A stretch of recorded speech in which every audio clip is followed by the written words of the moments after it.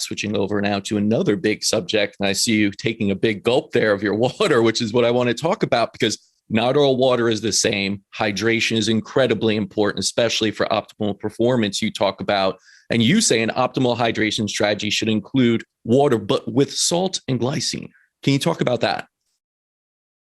Yeah, so from a performance perspective, what happens when you vigorously exercise is you have blood that is now being pushed to the working muscle and also to the skin to dissipate heat.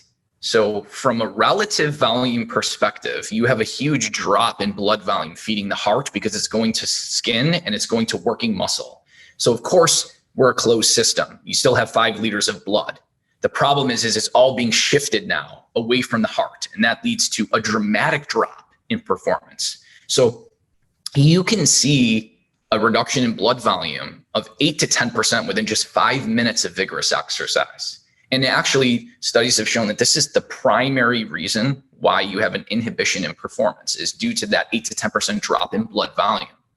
So if you can get ahead of the problem and you can hydrate prior to performance with salt and fluids to boost your blood volume 8 to 10%, you'll prevent that drop and you will have the most benefits you'll ever see in regards to any type of supplement for boosting performance. And to give you a perspective, like beetroot juice and beta alanine, they can allow you to exercise for about 1 minute longer. If you use the salt protocols in WIN, you can exercise up to 21 minutes longer. So it's literally 20 times as powerful as some of the most, best endurance optimizing supplements out there. And a lot cheaper, right? I mean, it's salt.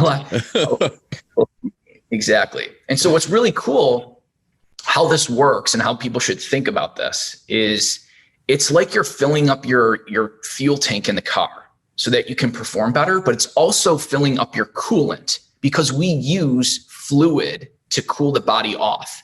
And so if you can boost your blood volume by 8 to 10%, you have that much more fluid to now lose from the intravascular space to the skin to basically cool you off, but you still have now the same amount of blood to fuel the muscle and fuel the heart.